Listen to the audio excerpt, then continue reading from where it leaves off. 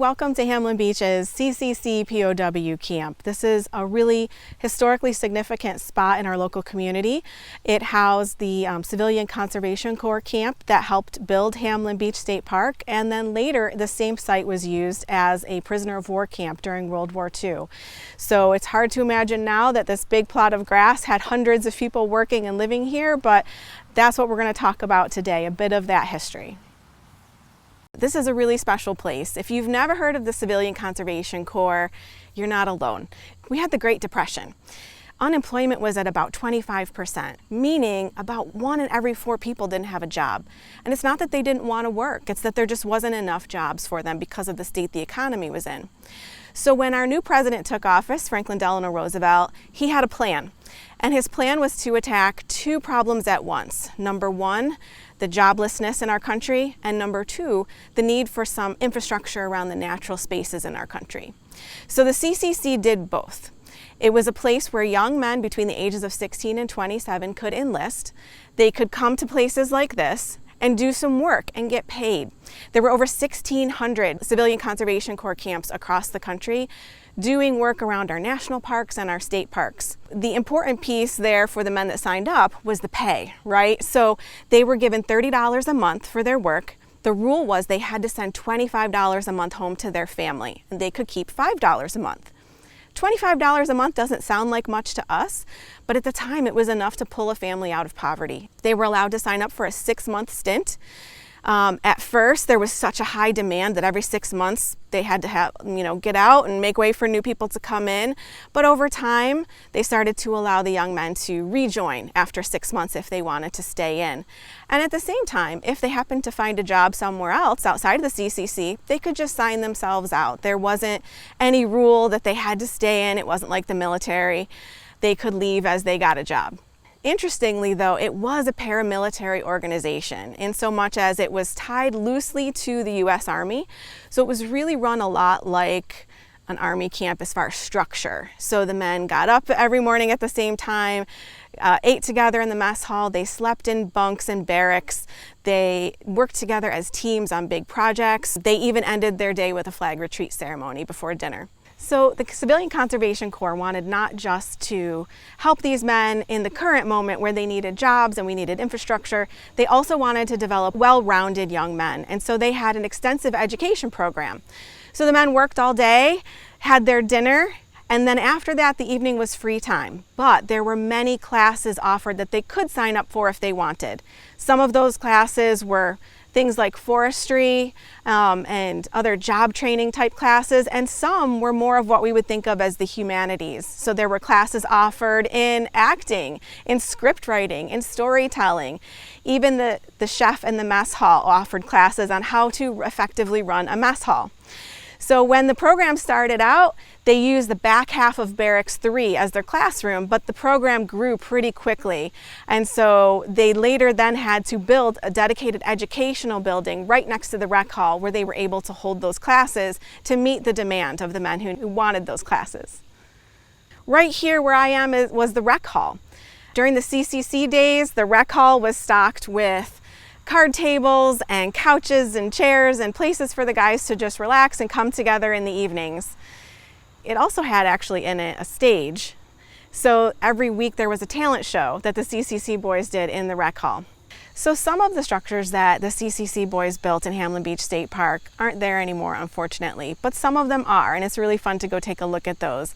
One of the main ones you might notice is the shelter in Area 3. And you'll see the very distinctive Medina sandstone in that structure. Also, as you're walking through the park, as you see stone drinking fountains, those were also built by the CCC. The stone drinking fountains were actually kits that would be cut to size. That could be done in any kind of weather. The stone would come over from Medina, and one of the purposes was to create these drinking fountain kits that could then be taken over and assembled near the beach. Of course, the big headline of the 1930s was the Great Depression, but the big headline of the 1940s was World War II. And so as the U.S. entered World War II, not only did the economy improve, but the men who had previously been searching for work ended up enlisting in the Army. The camps started closing down. The men were taking other jobs in factories. They were heading over to war. And so our CCC camp was actually only given 2 weeks to close up. It was very quick. They got out what they could, they locked the doors, and they left. The local people ran into this issue where now we've got an opposite problem in the country. We've got too many jobs and not enough people to fill them. And especially locally in Hamlin, we're a farming community. So our farms and our canneries and factories really needed people. And so one of the ways they dealt with that was they brought over some migrant workers from the Bahamas who lived here in the camp and helped out with the growing season. But they recognized that that was a short-term solution. So they realized we need something a little more long-term. And right around then, they learned of this government plan to bring POW camps over to the United States during World War II. A lot of people don't know this happened. The U.S. government kept it really quiet, especially at the time. They turned this camp into a POW camp. First, it housed Italian prisoners. But we all know what happened with Italy during World War II. They changed sides. So after a couple of months of the Italian prisoners living here, they were sent home. And then we transitioned the camp into a German POW camp. They added barbed wire around the perimeter of the camp, and they added some guard towers. They swapped out the single beds for bunks so they could double the capacity of the camp. So the German prisoners moved in. And the next step was helping them to find jobs in the community. The farmers and the canneries and the factories, they were able to come to the camp and hire some of the German workers. They had to be paid 80 cents a day. That was in coupons that they could use in the camp store. When they set up the barbed wire perimeter, they actually put it in front of the rec hall, so the rec hall wasn't available to the prisoners. The prisoners staged a peaceful protest asking for more recreational options, and at that point the barbed wire was moved to the back of the building so that the rec hall was then inside the campgrounds and they were able to access the rec hall. One of the interesting things about the rec hall, the U.S. government decided to stock these POW camps with books that had been banned in Germany under the Nazi government.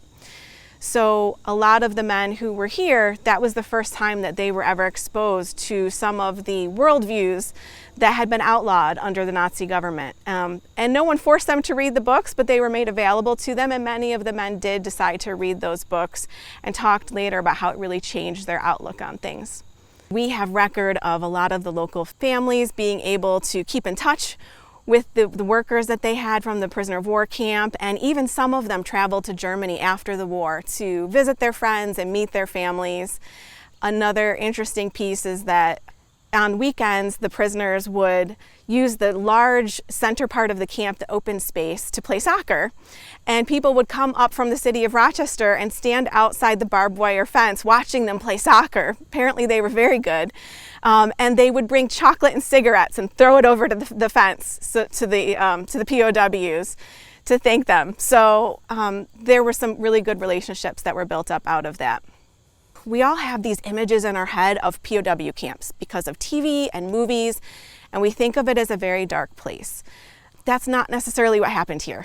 There were actually some great friendships here at our camp. We have record that there was only a gun fired at this camp ever one time, and that was an overtired guard in a guard tower who shot his gun away from the camp towards the lake. Caused quite a stir because they weren't used to hearing gunshots in the camp. It was not a violent place, and a lot of friendships were formed here. So our prisoner of war camp here in Hamlin Beach State Park was one of over 400 across the country. So the friendships that I'm telling you happened here were happening across America with the local folks around those camps. And that's really credited as being one of the reasons that Germany and the U.S. were able to repair relations so quickly after the war, because they'd had this sort of citizen-to-citizen diplomacy that had happened during the war, where Americans had gotten to know the German soldiers and the German soldiers had gotten to know Americans. Another thing that happened after that was over 5,000 of the men who had been prisoners of war in the U.S. decided, after going back home to Germany, to then emigrate back to the U.S. permanently and become permanent residents of the United States. Thank you again for joining us to learn a little bit more about our CCC POW camp here in Hamlin. If you're local and you'd like to visit the site, it is open to the public from dawn till dusk every day.